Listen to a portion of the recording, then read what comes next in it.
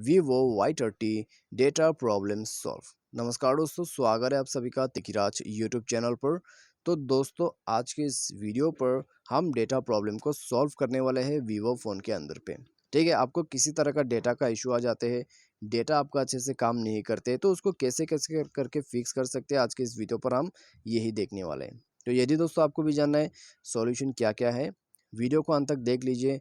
और दोस्तों, वीडियो शुरू करने से पहले यदि आपने चैनल को सब्सक्राइब नहीं कर रखा है, मेक श्योर कि आप जाके चैनल को सब्सक्राइब करें।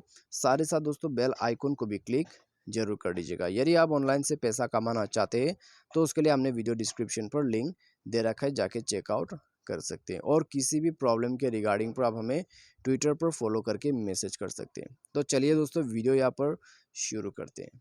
तो सबसे पहले तो दोस्तों हमें यहाँ पर क्या करना होगा, हमें दोस्तों सेटिंग पर चले जाना है। ठीक है, सेटिंग पर चले जाना है। उसके बाद दोस्तों dual SIM and mobile network को ओपन करें। अपना जो सिम है उसको ओपन कर लीजिए। उसके बाद नेटवर्क मोड पे जाके एक बार नेटवर्क को स्विच करके देखिए, 4G या तो फिर 3G में। ठीक है, तो कोई जगह पर दोस्तों यहाँ पर 4G अच्छे से काम करते, कोई जगह पर जो है 3G काम करते हैं, तो एक बार नेटवर्क को स्विच करके देखिए, नेटवर्क रिफ्रेश हो जाएगा।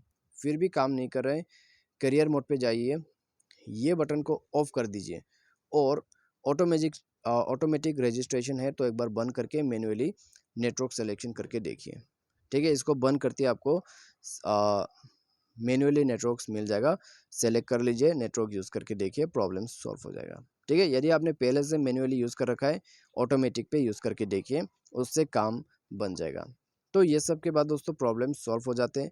यदि प्रॉब्लम सॉल्व होता है डेटा का तो अच्छी बात है, यदि नहीं हो रहा है data problem solve, scroll down करें, नीचे में जाए सिस्टम मैनेजमेंट पर।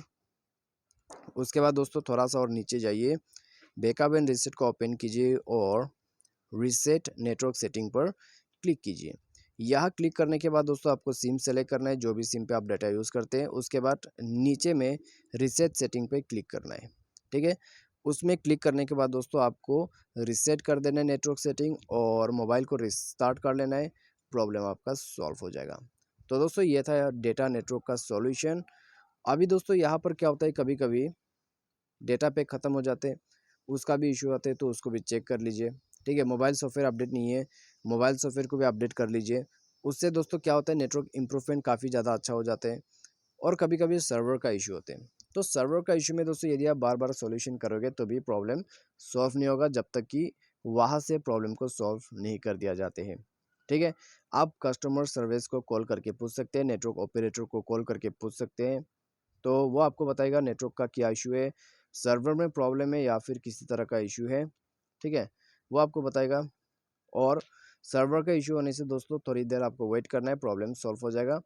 यदि सर्वर का इशू नहीं है तो सॉल्यूशन को फॉलो कीजिए, प्रॉब्लम सॉल्व हो जाएगा। तो आज के इस वीडियो पर बस इतने, थैंक्स फॉर वॉचिंग।